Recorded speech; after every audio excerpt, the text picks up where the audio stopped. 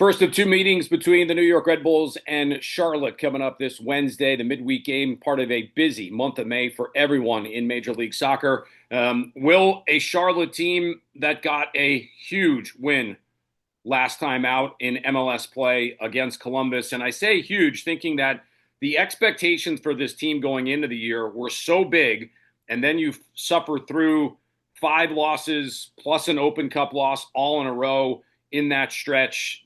This team needed 3 points and they got it against Columbus. Well, Matt, I think it's no greater statement to not only the parity of the league, but also how momentum is an incredibly fleeting thing. We had seen Columbus near the beginning of this run, about 21 days prior, and Charlotte was a different team in that scenario. They had some unfortunate individual errors. Even their MLS goalkeeper of the year, Christian Kalina, had a couple of gaffes that led to a goal, and you kind of wondered where the cohesion and the connection would be, and it kind of spiraled into this five-game losing skid. And one of the things that Dean Smith had said is that, over the balance of a lot of the performances they've had, he wasn't upset with them. There were just individual moments in those performances that kind of led to results going in. And the thing that he's always been a big proponent of is that you can only control performances. The result, I think, a lot of times is very random. And I think too, thinking about a couple of these contests, Orlando away was one where they played well, but got a little bit unlucky on a couple of the goals. And even still, New England before the Columbus game, it was one where I think Charlotte had the better run of play, had an unfortunate refereeing decision that did not go their way, that ended up leading to a 1-0 loss.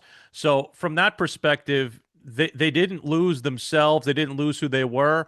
Dean made a couple of different tactical changes to kind of make sure that they could handle what Columbus was doing. And they looked so much more like themselves on Saturday. You saw Patrick Agyemang running in behind. We really saw the first instance of technical brilliance from Wilfred Zaha with a couple of big passes and key passes, one that led to Agyemang's second goal, and then the other that led to the game-winning assist for Pep Biel's game-winning goal.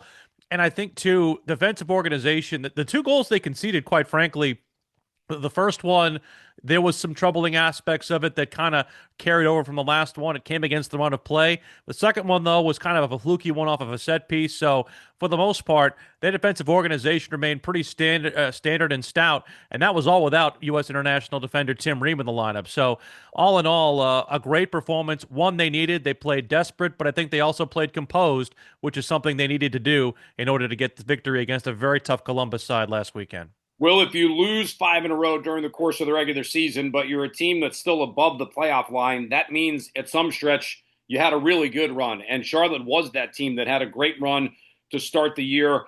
Tell me what the difference has been. Has it just been simply the parity in the league that you talk about? Sometimes you're in a bad run of form, or has it been something a little bit more specific that everyone at the beginning of the year was talking about Charlotte to the last five games minus the last one? It was all of a sudden Charlotte's in trouble. Yeah, it's hard to believe that, at the beginning of this run, before they had lost to New England, they were going into that game as the first place team in the Eastern Conference, and they were darlings. I don't know if complacency had sat in. I feel like that might be a bit unfair to maybe judge, but there's a combination of errors and a combination of issues. They lost two very key fullbacks to their defensive organization, one in Nathan Byrne, who really does a lot of things that really don't show up on the stat sheet. He's a great man marker. He also got in areas that a traditional fullback doesn't necessarily get into, a little bit more pinched in. He has a little bit more of an aggressive nature to him there, and so replacing that and making sure that those areas are covered is probably something that Charlotte FC has tried to figure out. Okay, it's almost like when you find a problem in your home that you're not necessarily expecting. It's okay, where's that beep coming from? And I think they've, after a couple of games of seeing it happen, they've kindly figured out, okay, how do we adjust our defensive organization and structure to cover his loss? And it's not that the players have been in his place have been bad. It's just they haven't done the things that Nathan Byrne has done that are extra to that particular attack. They also lost Suleiman Doumbia on the left side, who had brought a lot of depth as well to their attack and also was a very, very good defender in his own right. And so they've had to really replace that. Also from within, they went out and got Jaquil Marshall-Ruddy on a loan deal from Montreal, and 20-year-old player, very, very great and accomplished, and somebody who, for his age has played a lot of MLS contests. But I think a lot of it just came down to chemistry there. I think also offensively, they just hadn't taken the chances that they had earlier in the season. Wilfred Zaha still trying to find chemistry with Patrick Agyemang. Pep Biel was gone for a game and maybe had to be rushed back into the lineup because of a hamstring injury, and he really didn't look like his full self until last weekend. And just the congestion of the schedule. Charlotte has played really 3 games in a row on the road, 4 in all competitions leading into the last week contest, their last couple of contests. They're in a stretch right now, Matt, where they're playing 10 out of 12 in all comps, 8 out of 10 in MLS play away from home. And you know as well as anybody, road form in this league, very, very hard to come by. And that's something they're still trying to learn how to do in terms of their game model and in terms of their build. But they've figured out how to get a couple of road wins here and there. They just have to figure out how to do it here on Wednesday night.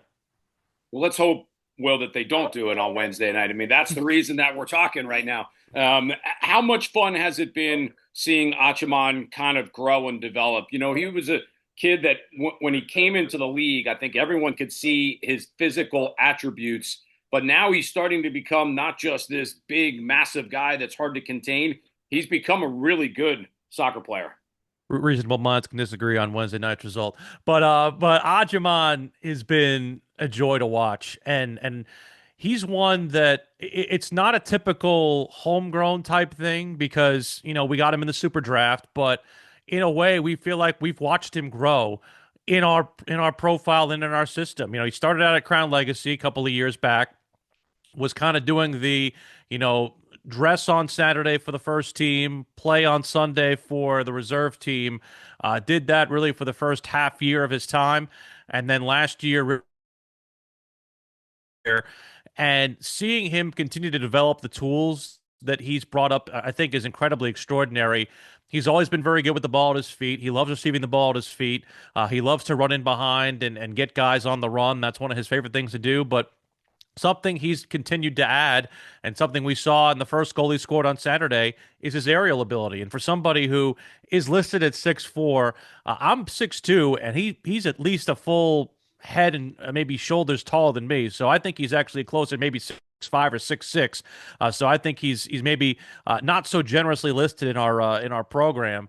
But the fact of the matter remains is that he can be such a dangerous weapon in the air. He's finding that part of his game as a part of a developmental part of his game. It's become a part of his toolbox. And really, Matt, it's incredible to see because he's done a lot of really good work to try and be better at receiving the ball in that scenario. And also, we've seen it not just on this level, but we've seen it on the U.S. men's national team level. And getting a call up for the Gold Cup. While I'm a little upset that it might hurt our team in the short term because of the games he'll miss, I'm very excited to see what he can do on the international level in a very tough competition with the Gold Cup. And hopefully that continues to raise his profile ahead of the 26 World Cup. Well, appreciate you giving me a couple minutes. Enjoy Memorial Day. We'll talk to you next couple days and look forward to seeing Charlotte in person on Wednesday. Thank you, Doc. Appreciate you.